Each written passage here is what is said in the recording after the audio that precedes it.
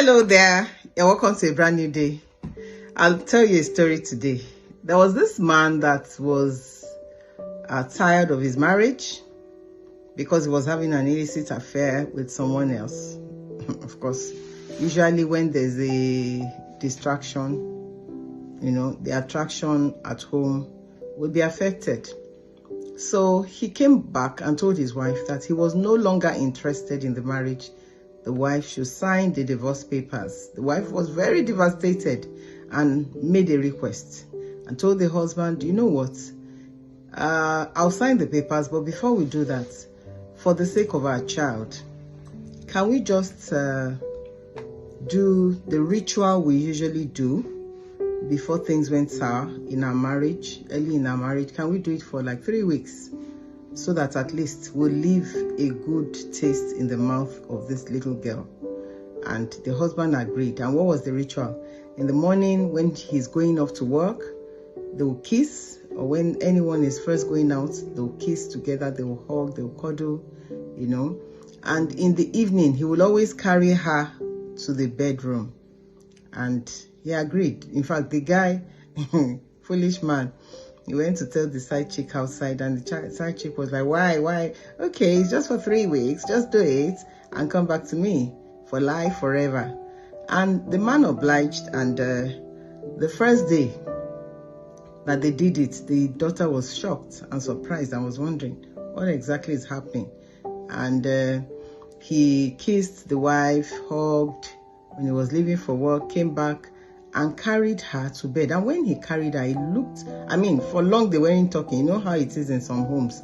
They were not talking, and he looked closely and saw that, oh, she's still pretty, saw her pink lips, but she's now aging and she's frail, and he was just thinking that maybe the problem they were having has taken a toll on her, and he took her to the bedroom. Of course, nothing happened.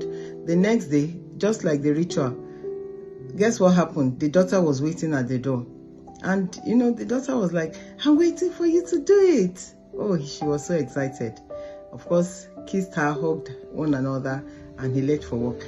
By the time this man did it for a week, he had fallen in love again with the wife that he was no longer interested in at the beginning of the ritual.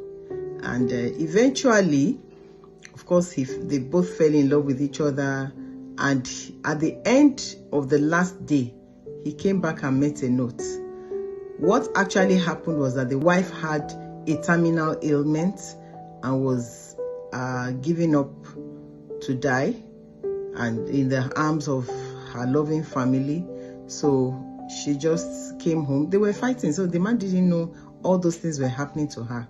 A lot of lesson to learn from this, okay? So she left a note and she had passed. So the husband was coming back that last day to say that, you know what, I'm no longer interested in this woman outside. I'm now going to make things work in my home. I'll be a responsible man, a responsible father and husband. But he met a dead wife at home. Now, what is the lessons to learn from this?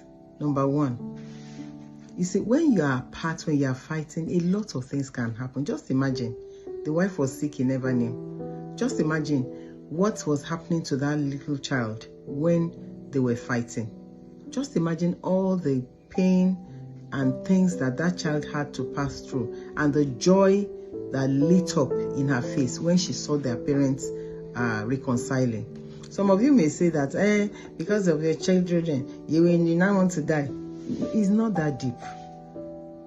It's not that deep. You won't die. Except your life is threatened, of course. I always say this. But I think you can sacrifice because of your children. They are worth sacrificing for. Sacrificing your ego, sacrificing your pride. Or what else are you sacrificing on the altar of marriage when you reconcile with your spouse? Now, let me go to the point for today, and I'll read the scripture before I make that statement. The scripture is taken from today's Family Impact Bible Meditation scripture from Genesis 6:7, NKJV. Do not be deceived. God is not mocked. For whatever a man sows, that shall he also reap. Many of you will say that, I'm tired. I want out. I don't even have feelings. I can't bear it. I can't even stand that she kissed me. Oh, I can't even touch her. The feelings have gone. The love is no longer there. See, love can be cultivated. Look at what happened. It can be cultivated by doing certain things continuously. When the atmosphere is conducive, you start doing those rituals. You know, there are some things you do. You touch, you hug, you cuddle, you give time to talk and communicate. The love will be rekindled. Many homes today are dead.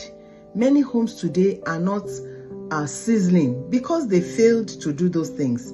They just abandoned it. They thought it was some other things that kept their love life thriving. See, your love life is like a garden. When you cultivate it, it will grow. Just look at a flower in your house, a live flower or a live plant. If you stop watering it, it will be dry and uninteresting. You start watering it one day after the other, one day after the other. Before you know what's happening, it will come back to life. The same thing with your marriage relationship. When you do some certain things, it's going to come back to life and start flourishing. Don't wait until it's too late like that man before you start doing the right thing.